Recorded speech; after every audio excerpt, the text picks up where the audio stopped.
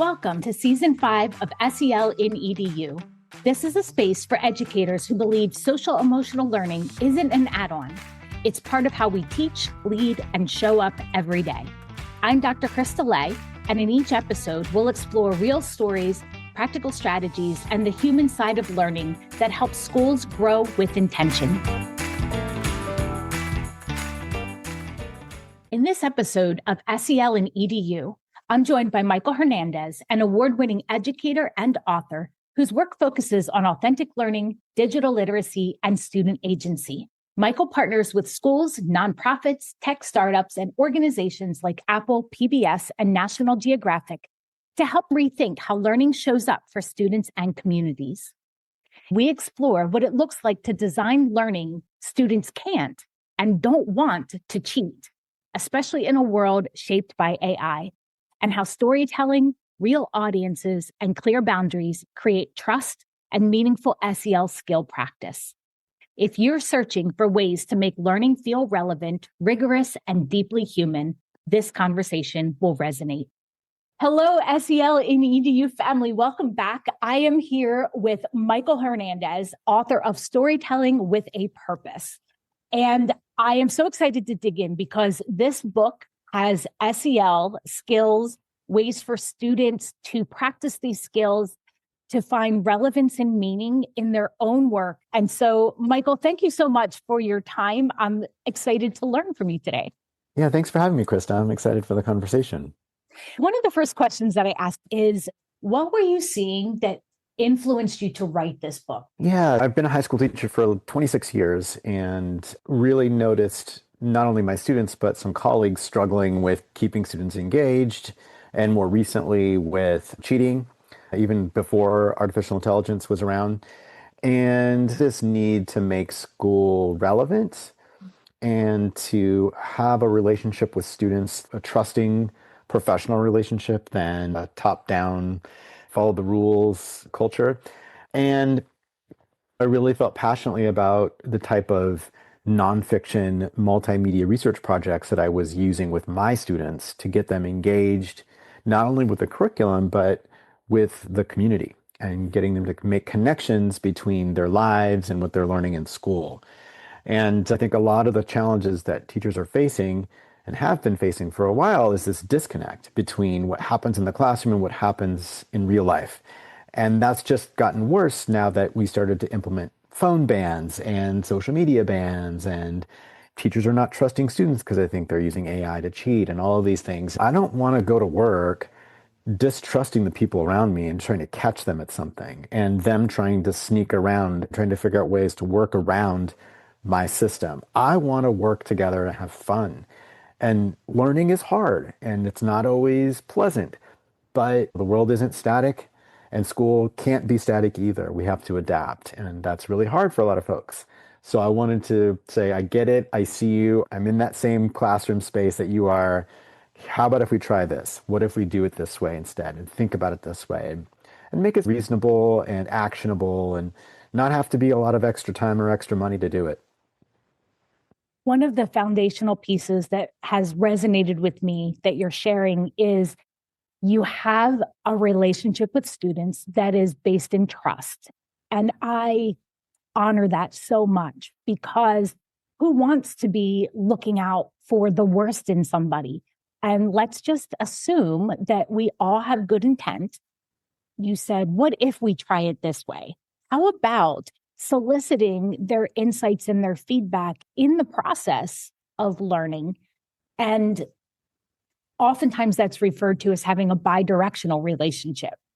You mentioned that in the very beginning, that it's not something that's top down. Yeah, absolutely. And a lot of this has to do with these concepts of agency. Like a popular phrase for a long time was choice and voice. I prefer agency and responsibility.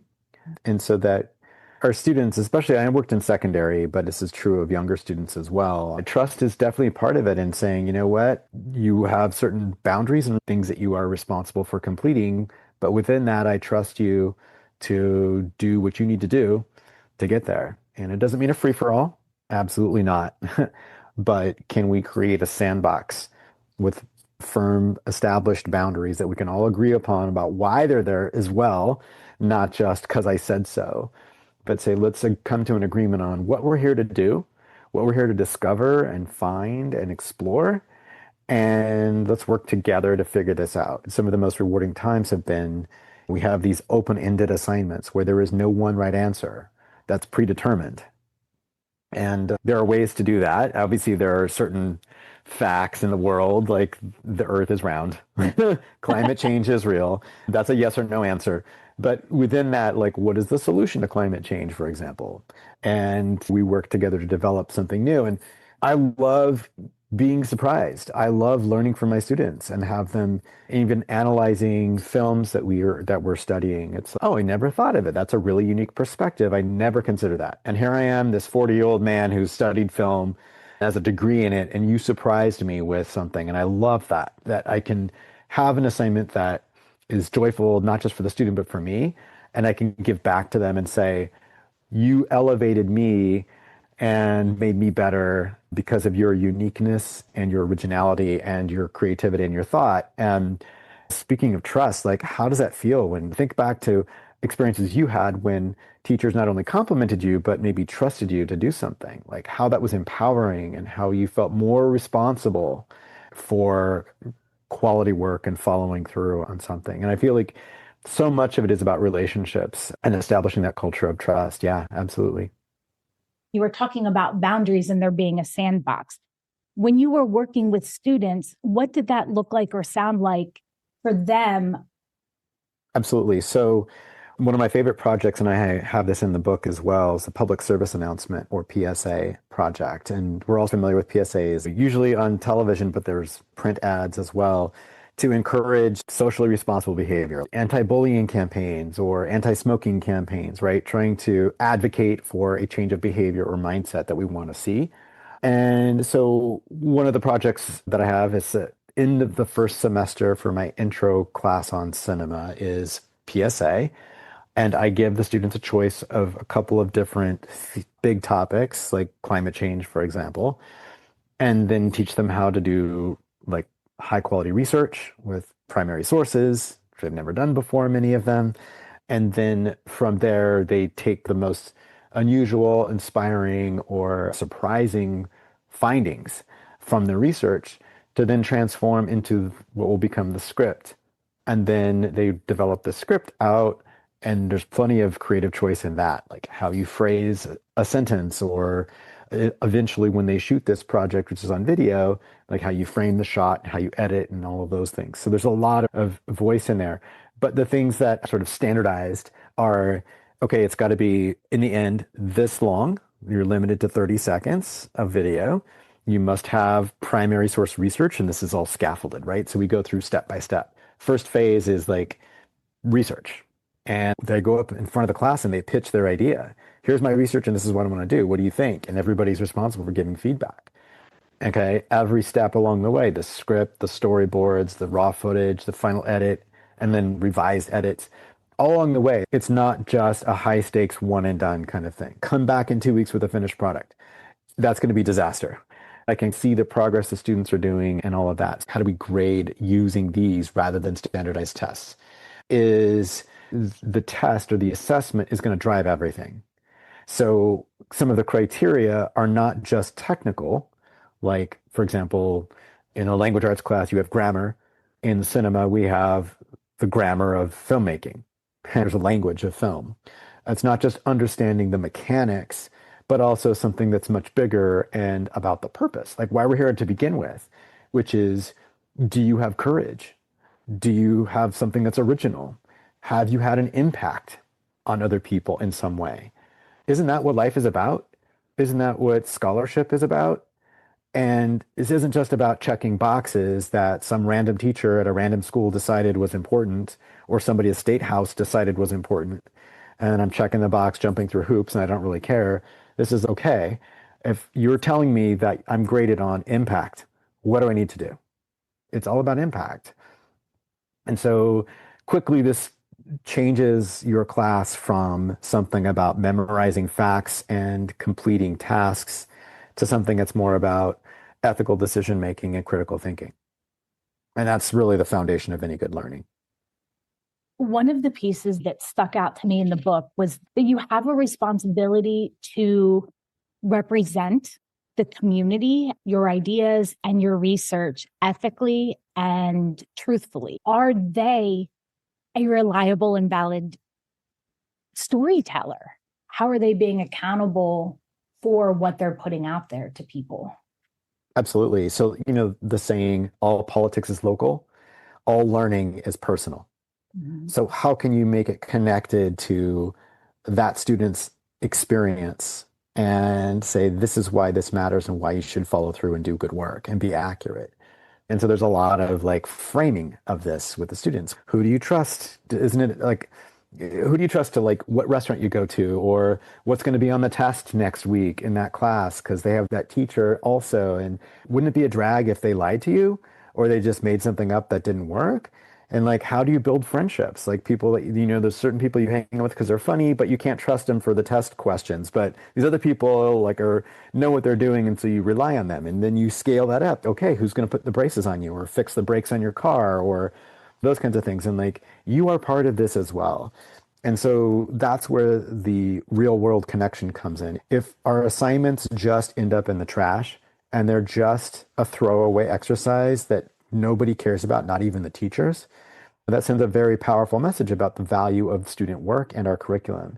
And so instead, if we want to be respected as educators, and we need our students to respect the process of learning when no one's looking and there's no grade on the line, to value learning with proper citations and good research, then we have to model that and we have to walk the walk, not just talk about it. Yeah. My mind immediately went to these two big boxes of art projects from both of my boys when they were little. What if we as educators approached student output and evidence of their learning as if they were our kids' artwork, where I wouldn't want to throw it out, where I would want to keep it up and have the whole world see it? Yeah, I think not only that personal passion or love of that student, because we see students come and go if you teach long enough, but why not make it, going back to my assessment of impact, right? Why not have these be published publicly in some capacity? So I'm not making them for the teacher. I am making them for this group of older folks at a home, or I'm making this in order to advocate for installing a stop sign at an intersection in my community, or I'm doing this to clean the water in the estuary around the corner. It's not just an exercise just because, and I'm trying to please the teacher and the teacher throws it out, whether it's art or whether it's scientific research or whether it's historical precedent and analysis, whether it's writing and literature and poetry and fiction. I'm publishing a book that will be going on the Apple bookstore that anybody in the world can then access. Why limit it to just you, the teacher? We're not in spy school. We're not asking students to make projects for your eyes only. And that's a big piece of it too, is the publishing piece, the authentic publishing and display of it, not in the classroom, but made for an audience or end user. So I'm trying to think of like different scenarios. So language arts, social studies, it's often something that's written or a video project, or art class is a design project, but you can also design systems, right? You can also design advocacy events and things like that. There's a lot of ways that you can do it. Just a little bit of a tweak on how we perceive what we're here to do and who this work is made for. You shared the students weren't just pitching their idea to you, they were pitching it to the class. And that microcosm before it goes out to the broader community is so powerful because the students are learning to give respectful feedback to each other. It broadens the immediate audience. I was just talking to a school district recently, and their district banned students from publishing work. And I'm like, why? That's the whole point. They block the ability to publish. And I'm like, that is the whole point, is these like humans who want to be self-actualized and make an impact. Students actually do want to make an impact. We just got to get out of the way and let them do it.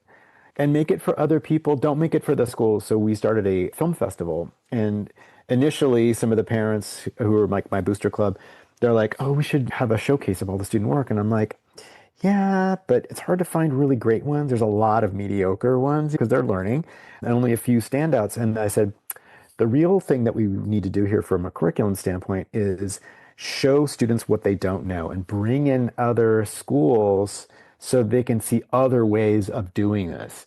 Because everybody gets caught up in their bubble and they think they're the best because that's what the kid did the last year and that's the example that I showed.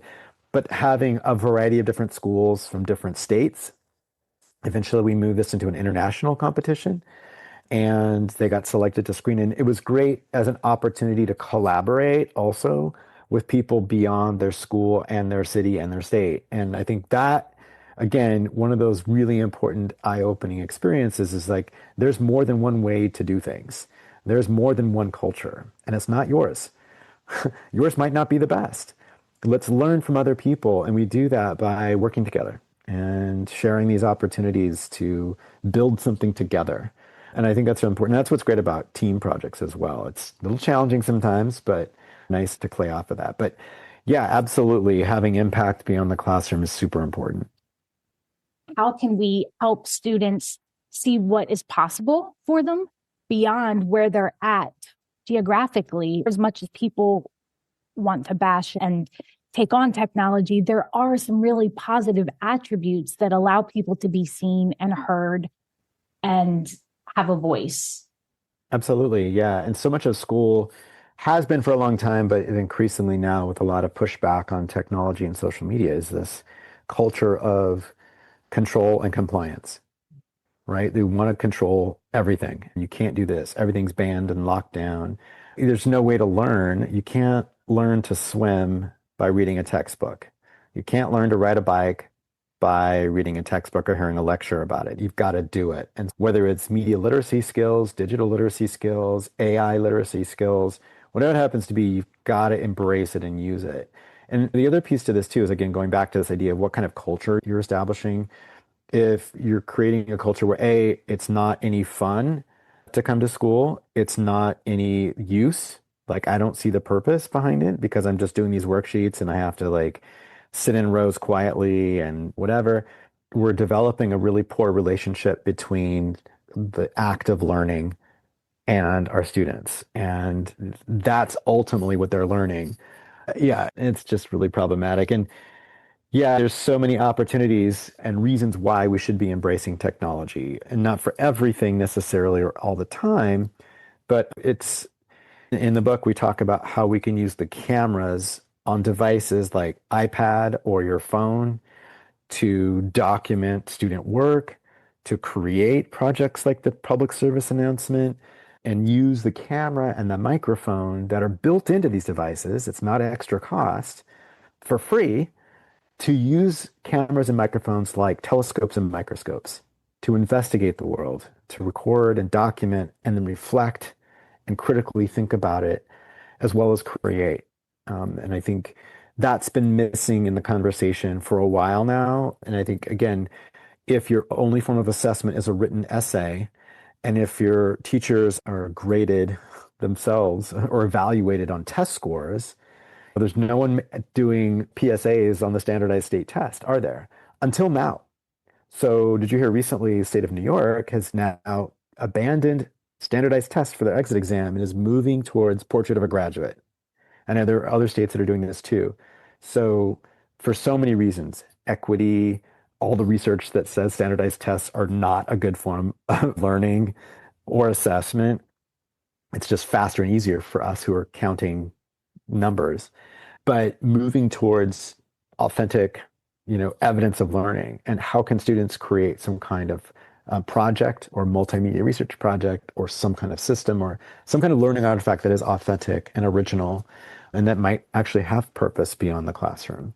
And so I feel like technology is part of that solution. In fact, we're listening to it right now. If you're listening to this podcast, you're using your device right now to learn, aren't you? So why would we ban students from doing that or creating their own podcast, which is what my students did? I have one of the projects in the book is called Oral History Project. And it's not just for social studies. You can use that in any subject area, right? investigating, interviewing people, listening to stories. In fact, the most important skill of storytelling is listening. It's a type of research, right? It's qualitative research. Some people call that rich data, as opposed to quantitative, which is numbers. So why ban all this stuff? And at the end of the day, I want to be respected by my students, and I want them to respect my content in my class and want to show up. And so I need to give that respect back. And that means that I'm not pretending that school is in a vacuum. And while you're here, the real world doesn't exist. A couple of days ago, I was working in a middle school and a teacher was talking about how one of her students is not coming. And the parent said, but it's not fun. And the teacher said, when I was that age, my parents didn't care. They just said, sometimes you need to do things you don't want to do and you just have to suck it up and go. And part of me was like, you know what? Sometimes things in life aren't fun. However, learning should be fun. It should be relevant. It doesn't have to be boring and awful. And that's what I feel like people always default to. But back when I was growing up, and I'm like, back when we were growing up is totally different. It is a completely different society for a very large number of reasons. And so we can't compare. Like, 100%. And I was that way too when I started teaching. I'm like, you guys are going to read a bunch of pages in this textbook because I was using a textbook when I first started. I was new to teaching and I wanted to be legitimate in the eyes of my colleagues and the parents. It's got to be hard, otherwise it's not good learning. And you guys, it's the same mindset. You just got to learn stuff. And it's true in life. There's stuff you just got to slog through. And what I'm not saying at all, or advocating for this, that kids can do whatever they want and that every moment will be fun and joyful and rainbows and unicorns. That is absolutely not true. My journalism students work harder than any student on campus who's memorizing for a test because they have to go out into the world and stick a microphone and a camera in someone's face, like the mayor of the city or the police chief or the superintendent of the schools, and ask them why they made that mistake or what are they going to do to fix this problem. That's hard. Going to an adult and challenging them and then publishing it, wow, and that gets published. But guess what? They earn respect, they get stronger, they make an impact, things get better because of their work. This is about, and so I'm not saying at all that things should be easy and just fun. Again, going back to the analogy of sports and being a musician, you know where you're going. There is a goal. We have a game that's coming up in 3 weeks. That means you've got to hit the weight room. You've got to run laps to do cardio workout. We're going to run drills. That's a throwaway, put it in the trash, like worksheet kind of thing, right? We're going to run drills to scrimmage and practice plays and stuff like that. But you know why you're doing it. And you're doing it because you're working, collectively as a team. So there's friends that you have going through the shared traumatic experience that you build those relationships. And we know that we're doing it for this purpose. And if we lose the game, we lose the game and we're bummed about it. But we're all doing it because we're passionate about it. So can we frame our classrooms the same way? Instead of calling them a classroom, can we call them workshops or design studio? And it's like you have writers' workshops, you have think tanks for social studies and business, right? So let's make my class a think tank. You guys, we're going to publish this report or this video documentary or this series of Instagram carousels to inform our audience about good financial management with your funds, with your finances, or the kind of choices we should be making for the kinds of food that we eat or something like that.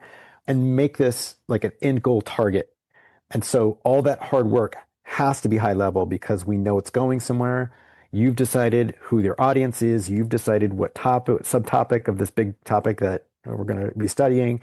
And there's a whole point behind it. So yes, and to all of that. And I think you're right. Just the framework of, I did it this way when I was like 30 years ago or 20 years ago, or even 10 years ago in school. And that's fine.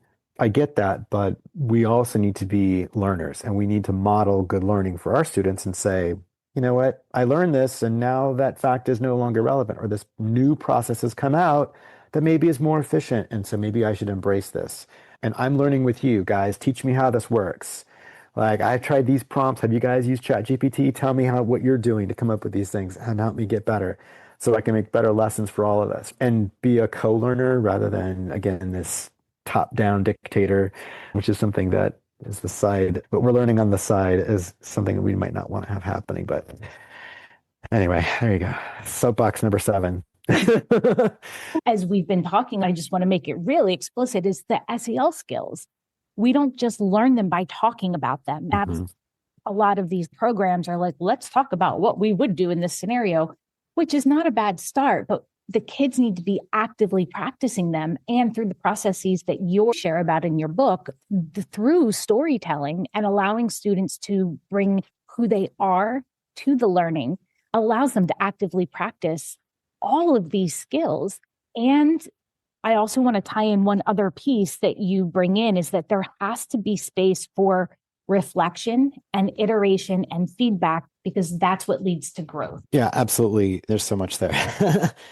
So this is the thing. So all of these skills and these mindsets are taught organically. It's not like a separate add-on that the teacher's going to have to figure out, make a new lesson for. No, this is if you're doing a team project, you're organically going to have to talk about, conflict resolution and how do you talk to each other. And if you're reaching out to experts in the field or a stakeholder on a topic that you're researching, you organically have to learn how to write an email or have a conversation that's not on text, which my students didn't do. Many of my high school students had never written an email before.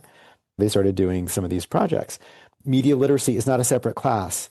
It's just when we allow our students to use media and to publish, then you're going to have these conversations about privacy and law and copyright just organically. And it doesn't seem like a separate add-on. And I feel like we try to break everything down into these ridiculous silos, and students don't see the connection between media literacy and their lives. And they don't see the connection between primary source research and their lives. And it's like, we're working on this project and we've got to do all these things together at once so that you can make this project. And I feel like that's super important. Now, the social emotional learning piece that some people, for some reason, have an issue with, this is just talking about being a good human. And I know some leadership has problems with being a good human, and I have a problem with that. So it's like, how can I be not only a good student, but how can I be a good teammate? How can I be a good partner, a good voter, an active citizen who is well informed, who is looking out for the welfare, not just of themselves, but of other people, and understand the connections. And I think that's where we start building those foundations of good citizenship, is when we allow students to have authentic projects that have an impact beyond the classroom. They can see what happens when people see their work or listen to it or see it, and understand, hey, I can contribute. I can make a difference. One person or this one small team can make a difference. And I can't tell you how many times my students have actually changed policy at our school and our district from the projects that they did, and also in the community with like the police department and things like that. There's a lot of different situations because I allowed them to publish publicly, because they got to use their cameras and their microphones on their devices, and it wasn't locked down and they didn't take a standardized test. But yeah, social emotional learning skills are super critical. And if you look at, the World Economic Forum always posts their job skills of the future. And the most recent one, like SEL skills, are at the top. It's, what do they call it? Social intelligence or something like that. It's creativity, it's flexibility, it's all of these things. And so all of these projects that we're talking about help foster those skills of intellectual agility and emotional flexibility. Because as we know, especially lately, the only constant is change. And how do we get the kids ready and okay with change and okay with ambiguity? How can I manage an ambiguous situation where there isn't a clear path and I don't have things laid out for me step by step? And one of the things I really noticed in the last 5 to 10 years teaching was fewer and fewer students were able to manage a project on their own. They needed everything delineated step by step. And what a tragedy, because they're going to go off into college on their own and not know how to do their laundry, right? One of my son's roommates seriously did not know how to do his own laundry. And his mom paid for a laundry service to come every week and do his laundry. And I was like, oh, so for those of you who are listening, I taught my boys how to do their laundry when they were in fifth. I'm like, it's time for you to start doing, this is how it works. This is how you separate. And yes, they had dirty clothes sometimes. I'm like, what? you know what, that's going to stink. Let's spray it down with something because you got to wear it. There's naturological consequences sometimes when you don't take care of responsibilities that you have, but it's not the end of the world. That's right. And it's called responsibility. And the flip side of responsibility is consequences. So what happens if you don't follow through on your assignment, or you don't do it at the quality that we talked about and trained for and have set expectations for? What happens when you let people down, like your teammates or that principal who was expecting a whole load of PSAs and got everybody ready and excited for that? So yeah, again, it's agency and responsibility is how I'm framing it, as opposed to choice and voice. Thank you. People can access and purchase their book, but you also have a variety of online resources that people can purchase. Can you talk a bit about that and how people can get a hold of you if they want to connect and learn more? Absolutely. So I'm very active on LinkedIn. Just search for Michael Hernandez on LinkedIn. And I'm also on Instagram at Changing the Narrative. And yeah, I'm sure in the show notes, you'll have my email. People can reach out that way. My book is really a great resource for anyone getting started. You can pick that up anywhere you find books. It's also available from my publisher, ISTE and ASCD, through bulk purchasing. So you get a discount on that. And then the courses that I have are Uncheatable Assessments and Slidefluence. Slidefluence is new, but you can just do a search for those and those should pop up for you. And I will put them linked into the comments. Thank you so much, Michael. I appreciate your time. And I hope that you'll come back on again so that we can continue digging into more of your work. I'd love to. That would be great. Thank you for being part of the SEL in EDU family. As you move into the rest of your day, I invite you to notice one small way social emotional learning showed up in your thinking, your relationships, or your work. Until next time, take care of yourself and keep making space for meaningful, connected learning.